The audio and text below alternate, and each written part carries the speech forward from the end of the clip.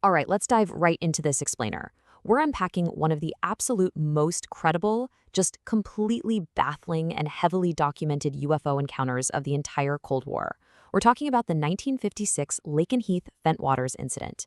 This was a night where multiple, highly advanced military radar systems tracked something completely unexplainable in the skies over Britain. Picture it. August 1956. Hot, steamy summer night. We're about to plunge headfirst into a high-stakes cat-and-mouse game. Radar operators, jet pilots, they all got dragged into this terrifying real-life pursuit right over the English countryside. Section 1. Cold War Nuclear Tensions. Okay, so before we can even begin to understand the UFO sighting itself, we really have to set the scene. We need to look at the extreme paranoia gripping the military at the time. Just weeks prior, literally weeks, a burning B-47 bomber lost control and crashed at Lakenheath. It showered burning fuel over an igloo of Mark VI nuclear bombs. That was a near disaster that could have leveled all of East Anglia. And to top it off, the CIA had just started secretly shipping these brand new U-2 spy planes onto the base in giant banana boxes. So as you can imagine, everyone was on a razor's edge. They were fully anticipating a Soviet probe. Section 2. Impossible speeds on radar. So, the real mystery kicks off on the night of August 13th. Chief Controller Freddie Wimbledon at RAF Neatishead initially, feared a Soviet attack. But here's the thing. No 1950s aircraft could actually do what his radar was showing. A typical bomber back then maxed out around 600 miles per hour. But this unknown target, it would hover completely stationary and then instantly bolt. No buildup in speed, just abrupt, physically impossible turns. And when you actually crunch the numbers on these radar readings, it's just staggering. At 10 p.m., they tracked a single unidentified object covering 55 miles in just 16 seconds. Let that sink in. That calculates out to a mind-bending 12,000 miles per hour. But what's absolutely terrifying to a radar operator is that this was happening at just 4,000 feet above the English countryside. That is way, way too low for a Soviet high-altitude bomber. I mean, the sheer speed combined with that low altitude, it triggered immediate red alert panic across the command centers. Section 3, the Venom Jet Intercept. So, to hunt down this impossible target, the Royal Air Force scrambled their Venom Jet interceptors right into the dead of night.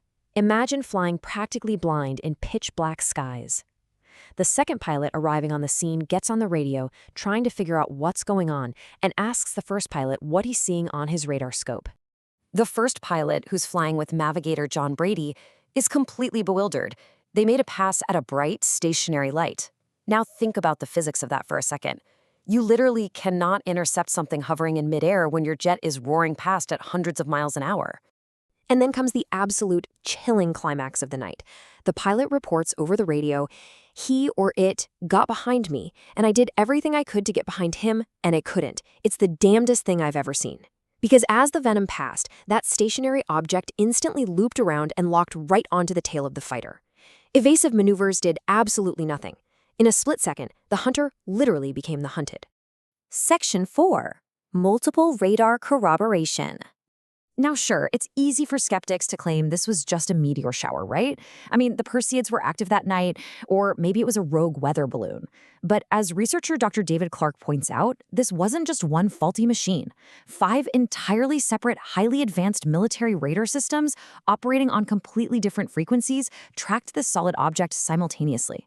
From American ground control to the airborne radar inside the jets themselves, they all saw the exact same thing. And the logs absolutely prove this was no fleeting glitch or a passing shooting star. For 5 relentless hours, from 9:30 p.m. all the way until 3:30 in the morning, wave after wave of jets chased these targets.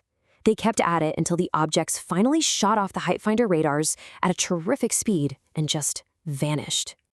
Section 5. The Missing Mod Files. You'd really think a 5-hour airborne chase over multiple nuclear bases would be front and center in the history books. But the aftermath is honestly just as mysterious as the event itself. When the U.S. Air Force-funded Condon Report eventually evaluated the event, they classified it as their most puzzling case. They explicitly defined it as an intelligently controlled mechanical device of unknown origin. Not balloons, not temperature inversions. An intelligently controlled device. Meanwhile, the British military took a completely different path. The very next day, a group captain came down and imposed the Official Secrets Act on witnesses like Freddie Wimbledon, basically demanding total silence. They confiscated the radar controller's highly detailed logbooks, and over the ensuing decades, as civil servants turned over, they systematically and quietly destroyed their own Ministry of Defense files in the incinerator. They effectively wiped the entire British record of the event completely out of existence. So, I want to leave you with this final, provocative thought. If everything that happened that August night was merely a radar glitch, a flock of birds or a stray weather balloon, why did the military feel compelled to swear its men to secrecy and destroy every single piece of evidence? What exactly were they trying to hide that night in the Cold War skies?